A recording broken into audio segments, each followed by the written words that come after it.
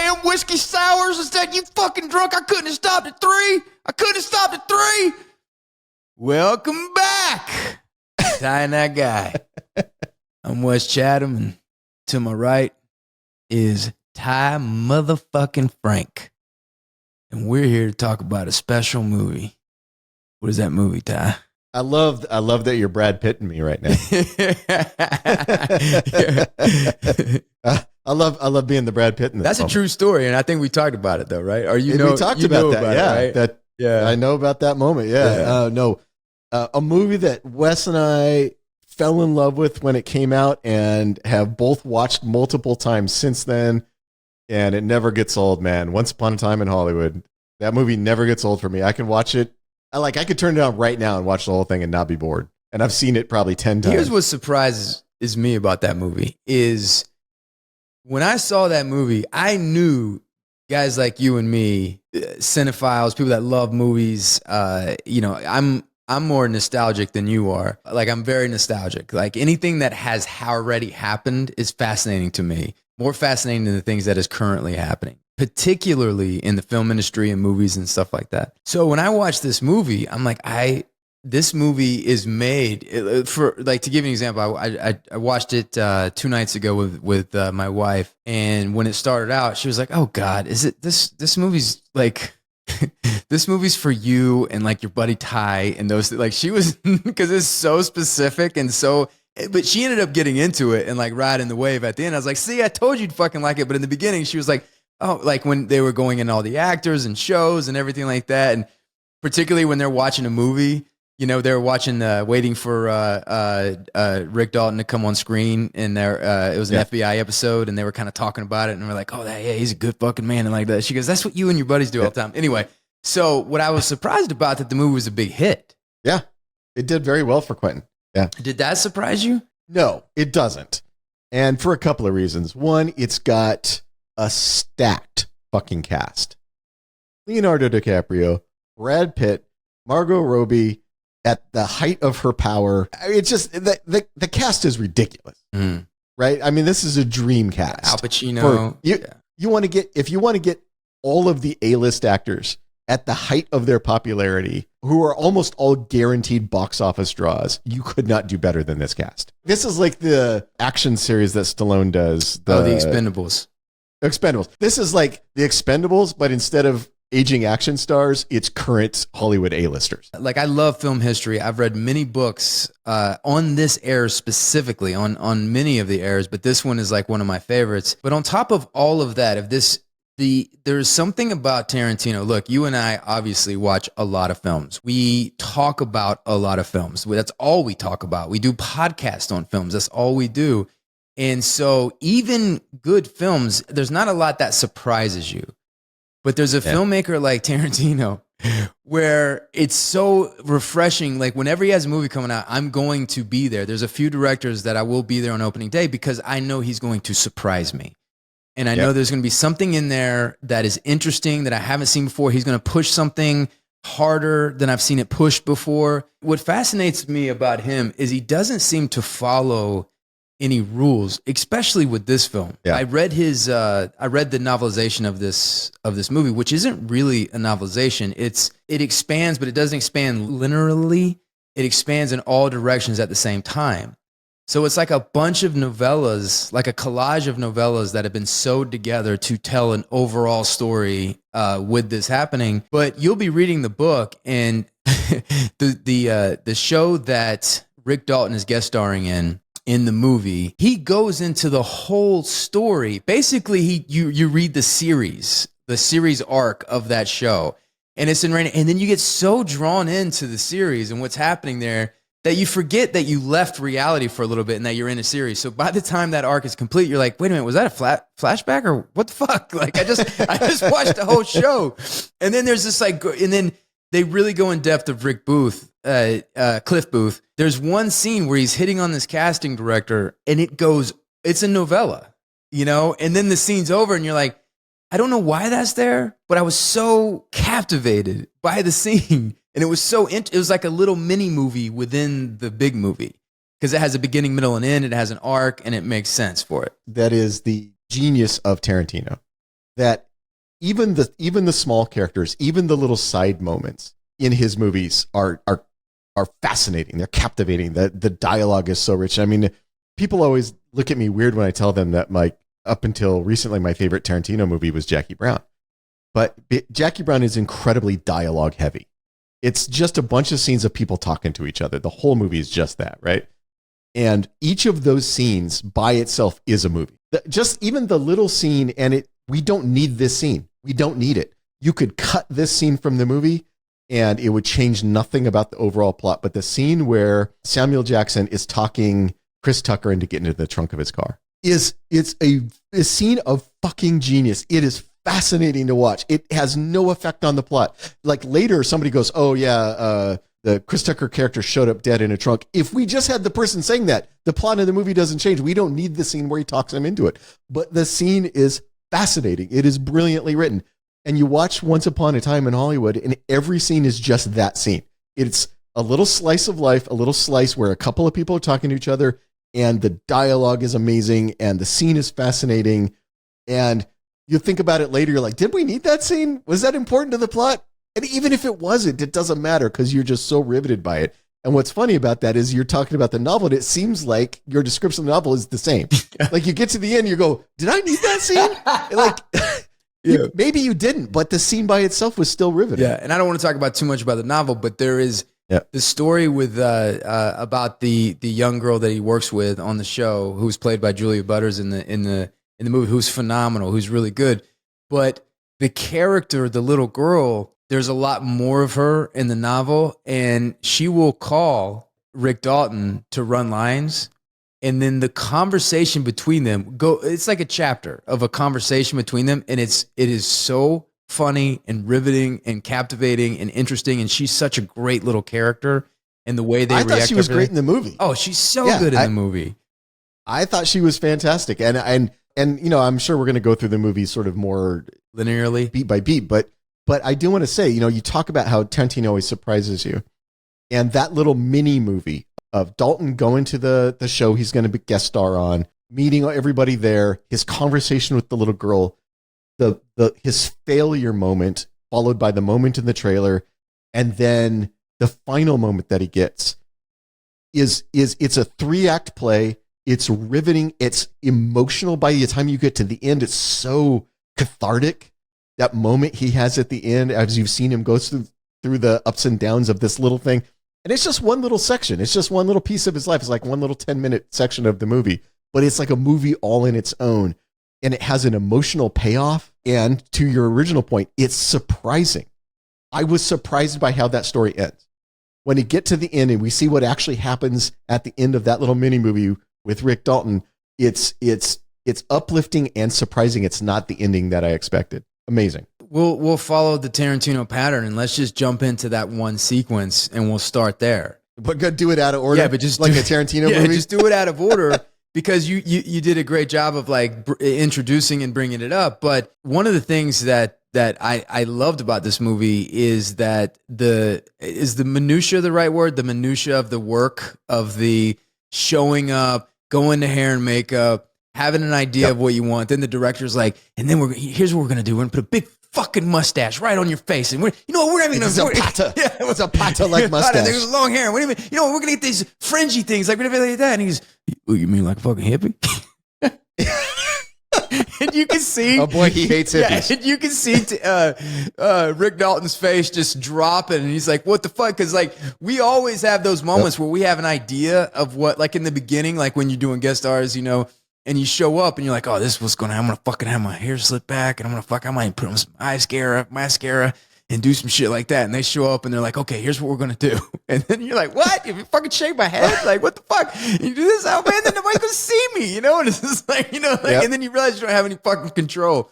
And it's so beautiful how that was done and how that was shot. But there is something about the profession where it does, like, Rick Dalton is a bit infantilized, right? Where he's sitting there, the little girl is the adult in the scene.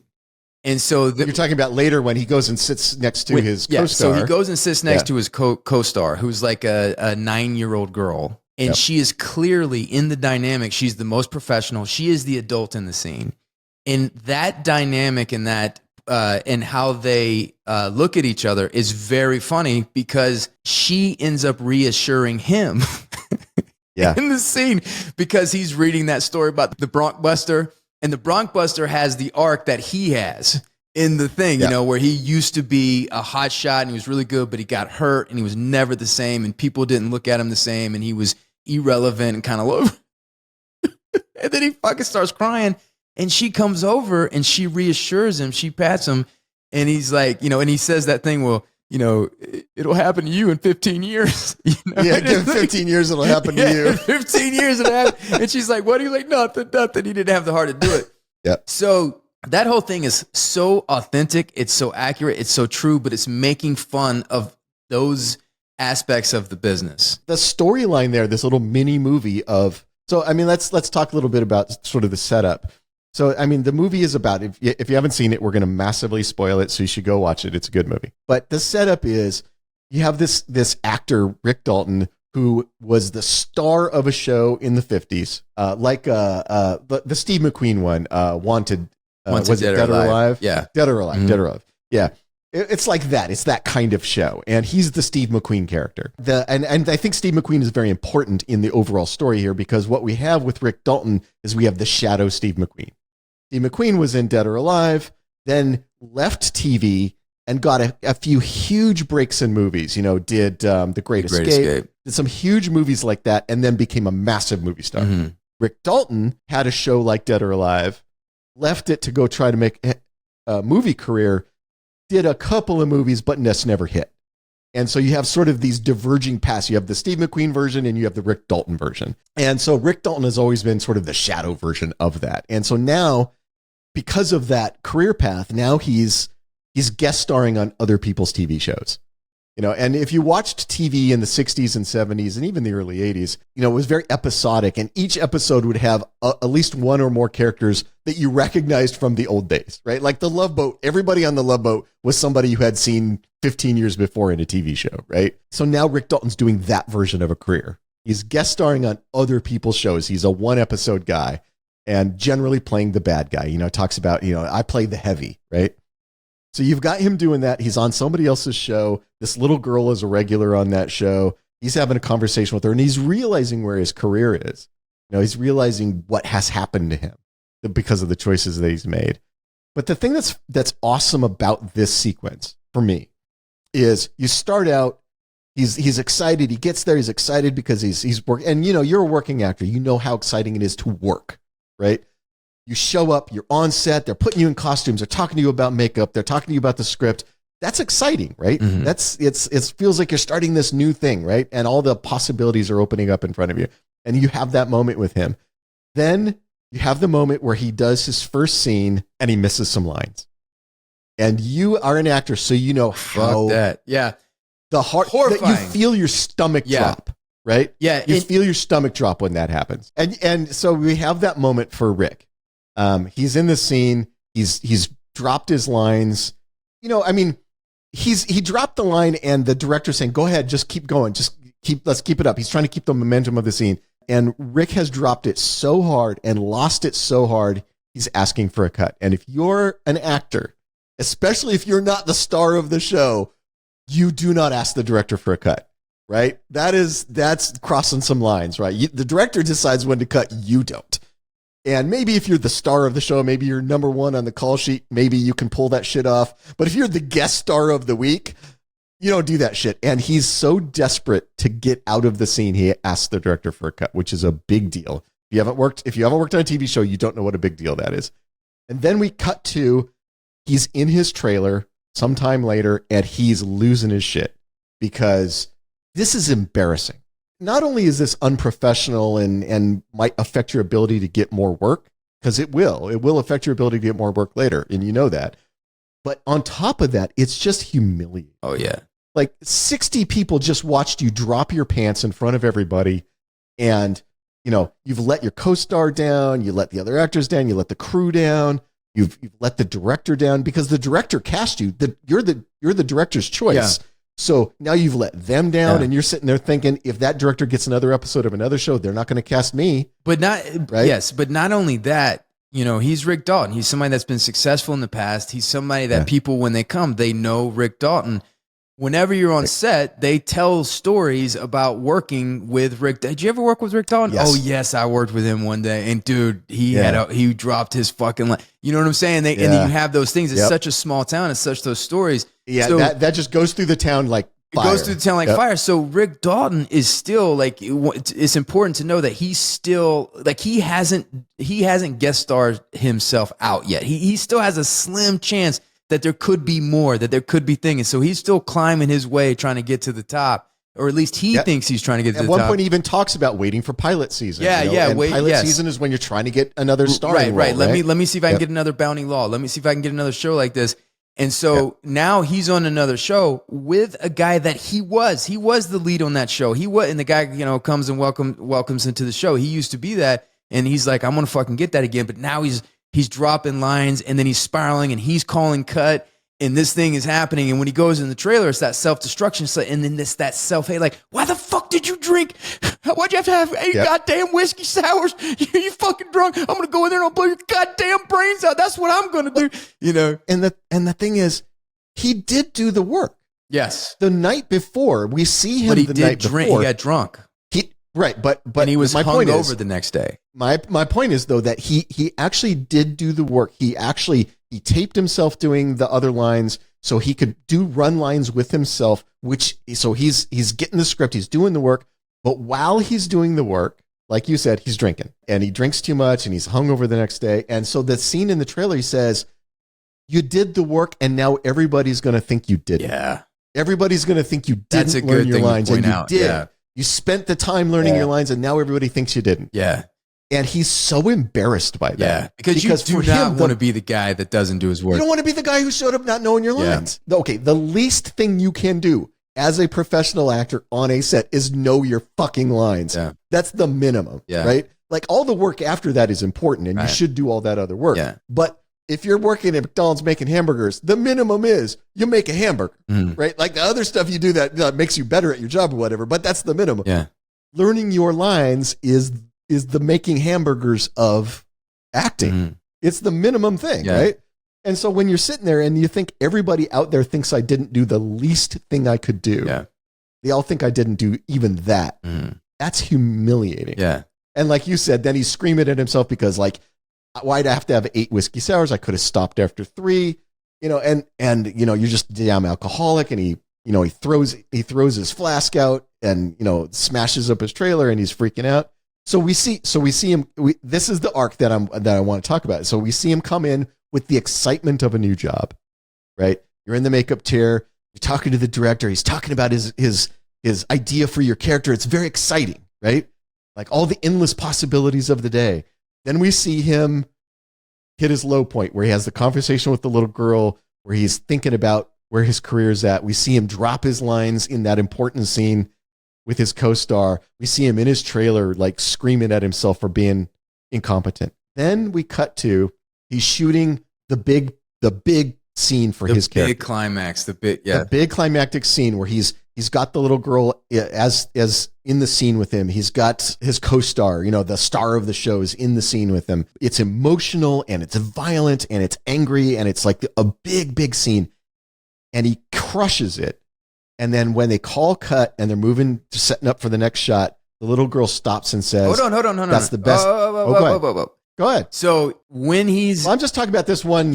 So when he's in that scene, he's taking chances. He's making choices. Yeah. He's throwing the girl on the thing. He's just like, I am fucking going for it, right? He even ad-libs a line. Yeah, even ad-libs a line. And the thing is like, dropping a line when you're going for something is a lot different than just drawing a blank and slowing down the rhythm. Like, if you're going for something and you drop a line, you're ad-lib, whatever, but the moment and the scene is still true and it works. Sometimes, and so he was just firing on all cylinders. And then when it was over and when the take is over and the director's like, oh my fucking God, that was and you hear the people being like, wow. And the director's like, moving on. We don't need to do it again. And you're like, then all of that and then the director comes in, he's like, you fucking threw the girl on the floor. And he goes, yeah, well, you said Shakespeare. Yeah. So then the director's like, just like, that was fan. Do you need to go again? No, we got it. We're going. And then, and so he's going and then go. And then from that moment. And then after all of that, when he's feeling the adrenaline high of having pulled it off, and this little girl who he has shared a moment with before the scene, you get the sense that he really respects her as a fellow performer, that there's a respect between the two of them. And she whispers in his ear, she's like, that's the best acting I've ever seen in my life. He starts crying. I mean, it's so moving. Moving. It's such a moving moment that he has this one little victory, and his career is still spiraling downward. He's still on the downward path as an actor. All of those things are still true in his life. But he has this one little victorious moment in this one scene in a show he's not even the star of, and he gets praise from a 9-year-old, and it's powerfully emotional for him. As just a little 3-act play there, just like one little story arc, it's amazing. Like you could watch a whole movie out of that 10 minutes. You could make a movie out of that 10 minutes, and it would be a good movie. And then she walks away, and his eyes are full of tears, and he goes, fucking Rick Dalton. Fucking Rick Dalton. Fucking Rick Dalton. That's fucking right. You see that? It's like, it's like that great, the great moment, the great thing, but that was like a beautiful thing.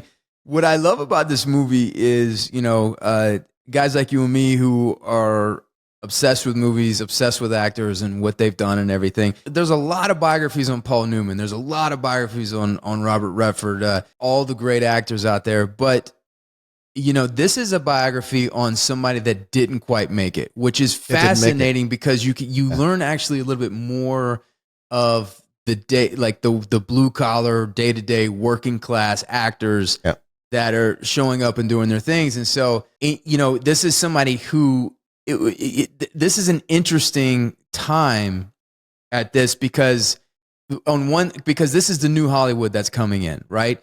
Rick Booth is from the old guard, right? There was an old studio system, and at this time, the culture was shifting, and the studio was they were antiquated, they were out of date. They were still trying to do musicals, they were still trying to do these things, but this was Vietnam. This was the beginning of the Vietnam War. This was the counterculture movement. They kind of started giving the keys to the youth. They started giving the keys with Easy Rider and Dennis Hopper and Jack Nicholson, and they made this movie, and that movie was a monster hit.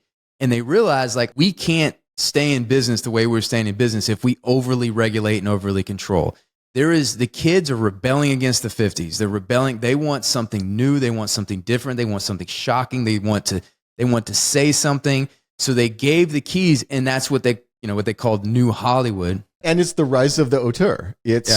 It's now the studio isn't the one making the movies. It's directors that are making movies.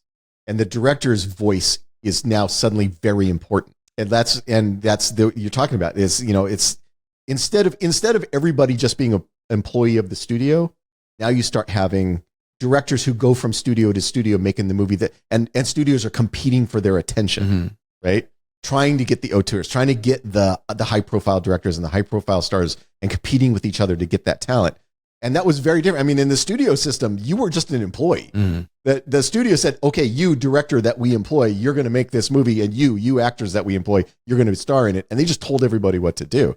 Those days were gone. Yeah. And on the TV side, the networks were the power. The people who actually had the ability to distribute, they were the powerful ones on the TV side. And so you start to hand off to the counterculture, and they're making these really out there crazy movies. Like that started the golden age of cinema. Like some of the greatest movies came from the late 60s, 70s. But Rick Dalton was from the old guard. But what's interesting, because people talk a lot about Steve McQueen.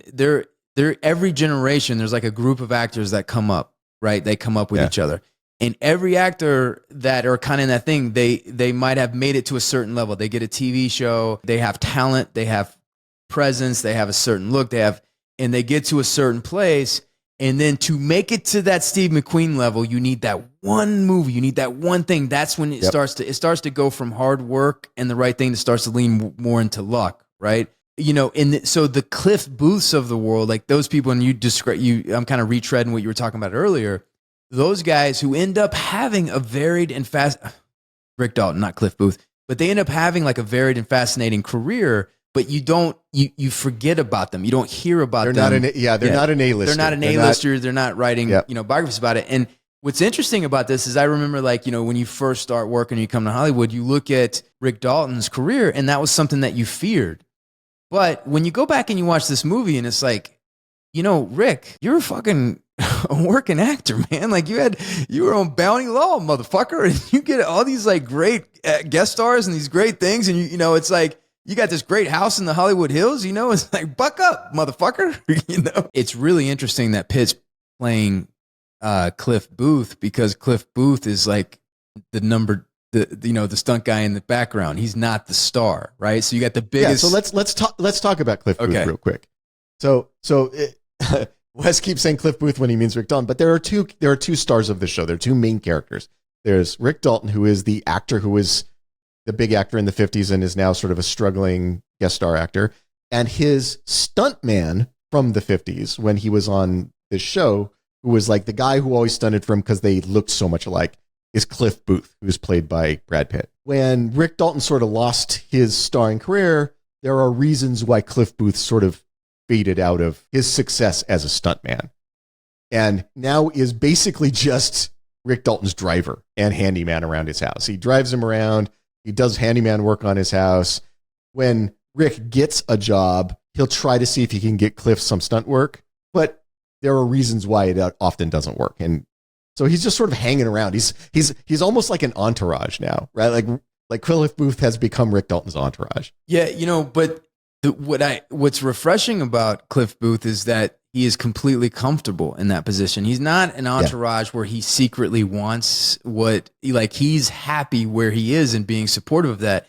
There's one scene that, for me, if we can focus on this scene, that will tell us a lot about Cliff Booth and also tell us a lot about Brad Pitt and the choices that he made and why this is such a fascinating character. The scene when he finally picks up the girl, played by Margaret Qualley, who is, by the way, Andie MacDowell's daughter, in the scene. Is she? Yeah. I did not know that. Yeah, and Ethan Hawke and Uma Thurman's daughter's in this as well. Yes, she is. No, that's true. And, so a lot of famous daughters playing cult members. But when he picks her up and they're in the car, and she says, "Hey, do you want me to suck your cock while you're driving?" And he takes a minute and he pauses and he thinks that through. Now, as an actor who's reading that scene, is going to say, okay, this guy was a war hero. He was a stunt guy. It's rumored that he killed his wife. By the way, he did kill his wife. It's like, the whole thing is spelled out. I watching the little flashback, I got the sense that he definitely shot her with that. Yeah. But you have to read the book is like goes in depth of it. But you read this and you're like, okay, because if you look at the lines and you look at what he's saying, the character is saying, well, look, I've already been in jail once. I'm not going back for some poontang, right? A lot of actors would make the choice of saying the reason they wouldn't hook up with her is because they don't want to go to prison. That one choice, because that's the lines, they would look at the history of the character, well, he's somebody that shot his wife or whatever. That one choice, even though everything's the same, will make the scene different and the character come off differently. But if the character's if Brad Pitt's motivation or if Cliff Booth's motivation is like, look, this girl is obviously lost in some way, and this is not basically being decent, right? Being decent of like, I'm not going to do this to this girl. I'm going to get her home, not going to do this. And then kind of to spare her feelings, he's like, look, I'm not going to go to jail or anything. That's just my interpretation of it. And that's what the scene is. So no, I feel that in the scene too. So that now there's a sense of decency to him that then makes him fascinating because all of the other things that we know about him this far, like this mysterious past, this war hero, he's probably killed some motherfuckers. He's probably killed his wife, but he has a decency with this girl to not, because look, this is the fucking late 60s. Like, I mean, and she's offering, he's not pressuring her. Yeah. And so he was being a decent person. And then the whole motivation when he goes to the ranch to check on his old friend. And so there's choices to play against what he is in some ways that makes his character fascinating and the performance fascinating. And the same with Rick Dalton. I think Rick Dalton is, for me, probably my favorite Leonardo DiCaprio's performance. And he makes me laugh. Like I fucking die laughing when I watch this movie. This is a very, very funny movie. Yeah, very funny. It's not, it's not categorized as a comedy, but it's funnier than most comedies that came out that year. And I don't disagree about DiCaprio. Now, I really like DiCaprio, and I've liked him in a lot of things, but there is something so compelling about the Rick Dalton character, and he brings so much to it. You can feel Rick's kind of tragedy and sadness and desperation to get back some semblance of what he used to have, and the self-loathing that he feels, because deep down inside, he feels like all the things he's lost are his own fault. That he made dumb choices and is now paying the price for those choices and wishes he had the chance to do it again.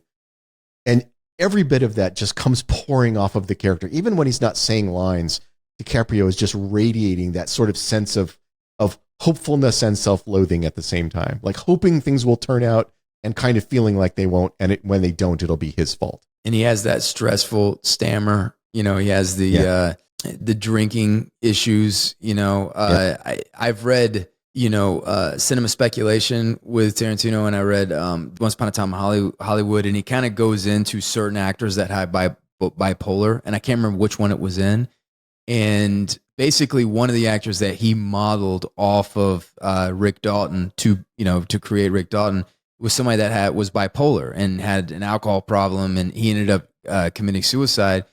And so, like, that stutter and that thing is like, he's suffering in a lot of ways. But before those mental illnesses were better understood and better treated, a lot of people did self-medicate. Mm-hmm.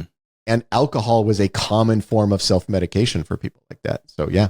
And but if you watch when Rick Dalton goes on set, when he interacts with other people, as long as they're not hippies, he treats people well. Like there's when he talked with makeup and the ADs and the PAs and he's really treats everybody well. We've all seen actors that are horrible to people on set and horrible to people. And he's not that guy. He's a guy that's kind of vacillates between narcissism and extreme insecurity, but he's kind to people and he's a loyal friend to Cliff Booth. He really puts himself out there to try to get him jobs and to keep him working and things like that. And a lot of people who are insecure try to fix their insecurity by being cruel to people who are powerless, to make themselves feel powerful. Mm-hmm. That's not his move. That's not the thing that he does. And it makes him a much more likable, relatable character that he's not treating people that way. Now, a lot of Tarantino movies are extremely tight with dramatic tension throughout all. This has a little bit of so we talk about how when this movie starts in the first act and the second act, it has a stronger narrative than American Graffiti, but it has like a feel of like just hanging out in Hollywood, right? It has a feel of like, and everything is real. I don't even know if there was any. Well, I guess there was some visual effects with him being in The Great Escape and with DiCaprio being in The Great Escape and certain things like that. But when you're seeing, I've watched the episode of FBI that was actually Burt Reynolds. I've seen the Burt Reynolds episode. Was it that really? They put DiCaprio's head over. That was Burt Reynolds? The guy in FBI, the one who jumps out of the truck and shoots him with the shotgun, that's Burt Reynolds. Oh, that's fucking awesome. I didn't know that. Yeah. I love I've seen that episode. Because, people talk about all the actors that inspired Rick Dalton, but the one thing they don't talk about is Burt Reynolds or Clint Eastwood. Because, Clint Eastwood was somebody who struggled for so many years. He ended up getting Rawhide. Rawhide ran for 9 seasons. And he went to do the spaghetti westerns. He went and did the Italian western. Yep. He was a TV star. 8 people said no. They get around to Clint. He's like, fuck it, I'll go. I've never been to Italy. He goes. He makes a fistful of dollars. He comes back, forgets that he made the movie. He reads the paper a year later, and they're talking about a fistful of dollars, and he's reading the reviews. This is a true story. He's reading the reviews of this movie about how exciting this new style of Western is, and then they mention his name, Clint Eastwood, and he goes, Clint Eastwood? He didn't even fucking he was completely dumbfounded. Then he was like, oh yes, I went and did that movie a year ago. And by the time it came to American cinemas, and that made him a massive star. So all of the Steve McQueen, Clint Eastwood, Burt Reynolds, like they all could have been Rick Dalton. And there's a ton of Rick Daltons in there, and they had that moment. And even Burt Reynolds, Burt Reynolds fascinates me. Even Burt Reynolds really he shined as bright as the sun for 5 years, but it was a quick 5 years. He had a huge slump. He had a huge slump in the middle of his career. Right. You watch those early Burt Reynolds movies, and you're like, oh, this guy's going to be a rock star forever. And then there was a long stretch there, like 15, 20 years, where he was doing B movies and couldn't get arrested. And then he shows back up again for things like Boogie Nights, and everybody's like, oh yeah, Burt Reynolds. Yeah. He's fucking great, right? Because he's amazing in Boogie Nights. Yeah. So there's a huge slump in between those things where he just kind of disappeared for a while. Well, let me ask you a question. And so going back to the movie, what's interesting is the fascination with stardom, and that still happens today, where they're forgetting about how fucking great their life is and what they can do every day. I mean, Tarantino ended up finishing. Rick Dalton has a whole book that Tarantino wrote about his life, his films in the future and everything going forward.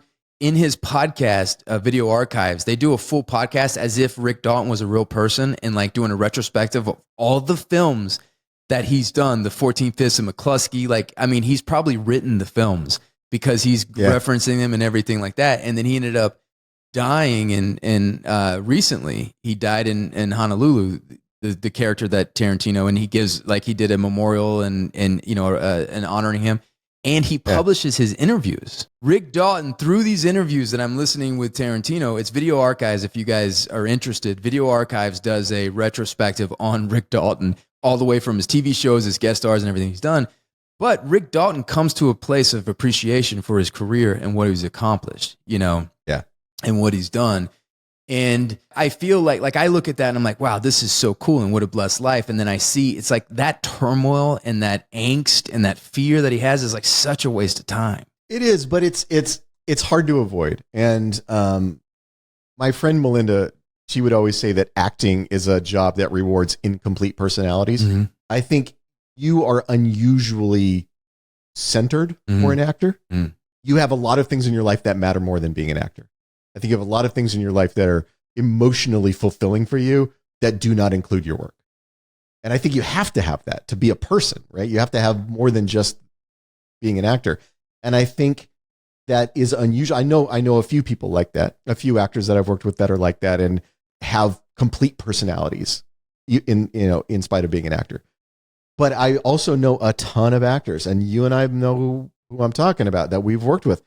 They're definitely incomplete personalities. There is a hole where a personality should be that they are trying to fill with other things. And success becomes one of those things. I need to be on the red carpet. I need to have people taking pictures of me, because they don't know what they are as a person until somebody else from the outside tells them what they are. And they're constantly hungering for that external validation of what they are. And so I understand why a person who is struggling with that could, when the thing that gives them that validation, which in this case, like with Rick Dalton, when that validation of like, I'm a star and people recognize me and all that starts to go away, what do you replace it with? He doesn't have a wife, doesn't have a family. He's got a big house in the Hollywood Hills that he lives in by himself. He's got one friend. He has one friend, and it's his former stuntman who drives him around and is his handyman. When his success as an actor starts to go away, what fills the hole? What fills the hole that leaves in his life? And I get why you would be desperate and insecure and frightened about the future and all the things that Rick Dalton is. Yeah. Makes sense to me. What fascinates me about Tarantino and fascinates about this movie in general is like if a brand new screenwriter turned this script in and the shit that Tarantino does. So like, for instance, is as though I couldn't love this movie anymore. You got Kurt motherfucking Russell showing up. Yep. And Zoe Bell. And Zoe Bell, your favorite. Yeah. Playing his wife. Yeah, Zoe Bell playing his wife. Yeah. So the dude you would most be in love with and the stunt woman I would most be in love with are married in this movie. Yeah.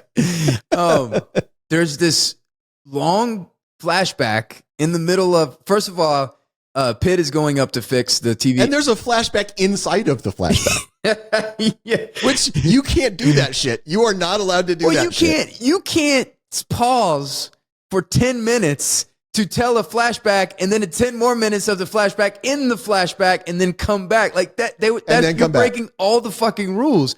And then you can't have your character doing parkour and getting on top of a roof and then never going back and explaining why or where that comes from or anything like that. He's a stuntman. Stuntmen or Superman. They could just do whatever. Yeah, I guess that's right. I just didn't know that stuntmen studied parkour. And by the way, if you saw this movie in the theater, which I did, there is a moment in this film where every single woman in the audience gasped. And it's when old Brad Pitt jumps up on the roof and peels that shirt off. And you're looking, this motherfucker's like 50. Yeah. No, close to 60. And he looks like a Greek god. Yeah. And he looks like a Greek god. Yeah. Pitt still got it, man. He's still on that. He's still in the peak handsome spot. And you watch him in this movie and you're like, this motherfucker, he's got that flowing mane of hair. Everything he wears is fucking cool. He's just wearing jeans. I'm just looking at him like, God, he looks so fucking cool. And then you're like, wait a minute. He's just wearing jeans and a t-shirt and moccasins. Jean and t-shirt and a white fucking t-shirt. And he makes it like Versace designed it for him. It's like, he's just the coolest motherfucker. And with this character, it's one. I think to me, like the hardest and Pitt has this undercover sense of humor. He is hilarious. In there's certain times that'll come out and you see it in movies. He's fucking funny in this movie. He's very funny in this movie, and an understated kind of funny, which is harder to do. Yeah, it's actually harder to be subtly funny than to be like crazy zany funny. It's harder, and he's pulling it off in here. He parkours his way up to the top of the roof, which is fucking awesome because then, like, first of all, he's fixing something. And you're like, okay, this is a fucking man. Because in Hollywood, there's not a lot of people fixing their shit, right? So he goes up there, he grabs his tools, he knows how to use his tools, he takes his fucking shirt off, which is... He's got a tool belt that has a holster for a beer can. Holster with a beer can, and I love the beer drinking and everything like that. Yep. So he goes up there, he's fixing this thing, and then he has a 10-minute flashback. Now, what do you think about the whole Bruce Lee of it all? Where are you in this? That actually doesn't bother me, and it's based on some real things that happened. There's famously a stuntman, I can't remember his name off the top of my head, but there's famously a stuntman who got challenged by Bruce Lee that he couldn't put him in a hold that he couldn't get out of, and then this stuntman just put him in a hold he couldn't get out of. This thing obviously never happened. The thing where he and Bruce Lee get in a little tussle, that never happened, obviously. But there are famous stories from Hollywood of action actors who thought they were badasses and challenged stuntmen. I don't think Bruce Lee would have done this.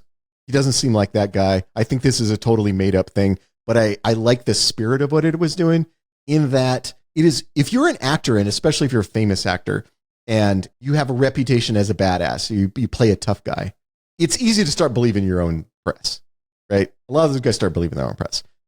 On the other side of it, stuntmen do this for a living. They take hits for a living. They fall off of shit for a living. They're strong. They're agile. They train all the time. They train constantly so that they can do a crazy fight scene and not get hurt while they're doing it. The last person on earth that I would pick a fight with is a stuntman or stuntwoman, because they can take a hit. They've been hit before. They can take a hit. They know how to do that. And they train all the time to be tougher than everybody else around them. And there have been multiple stories in Hollywood of some action star thought he was a little more badass than he actually was, challenges some stuntman, and the stuntman puts him in his place. That has happened. One famous stuntman choked out Steven Seagal. Just choked him out, like, to unconsciousness. That has happened. So I don't mind that little sequence in the story. I don't think that is actually Bruce Lee. I don't think he actually would have done that. Yeah. But I like the story that it's telling. So I will say this. I was a child of the 80s. I worship Bruce Lee. Yeah, we all did. I loved everything he did. I loved all of his movies and everything like that. Yep. I like his philosophy. I like his philosophy with martial arts. There's a lot of things I admire about him. But in saying that, I have read a lot about him after the fact where he was not kind to his stunt people. Where he would let fish fly. He would kick people. Yeah, he would kick people hard. and kind of be a bully in situations like that. And then I'm out. You know, I see that I'm out. And then also too, like in the dawning of MMA and the dawning of like mixed martial arts tournaments where people really had to show up and put, you know, it kind of dispelled a lot of those myths, that the mythology and those myths, and, you know, my hands are lethal weapons. And I thought the Cliff Booth point of view for what this character was in this movie universe and the movie logic that was motivating this character, I thought he was right on. For him to say, you know, for you to think that you could be anything but a shit stain or a stain on Cassius Clay's shoe, you know? And it's like, Cassius Clay is a fucking warrior who's in the ring. You are doing a television show, you know? And there's to compare yourself to a warrior like him. So there was something just really note perfect for that scene. Now, I'm not talking, I don't know the real Bruce Lee, and I'm not talking, but and no disrespect to Bruce Lee. I don't know Bruce Lee, but I do know those type of people that the way that Bruce Lee was portrayed on set, and you know if I fight you and I kill you, my hands are registered legal weapons, and he's like, and I'll go to jail, and he's like, if you kill somebody, you're gonna go to jail. It's called murder, you know. It's like a great thing.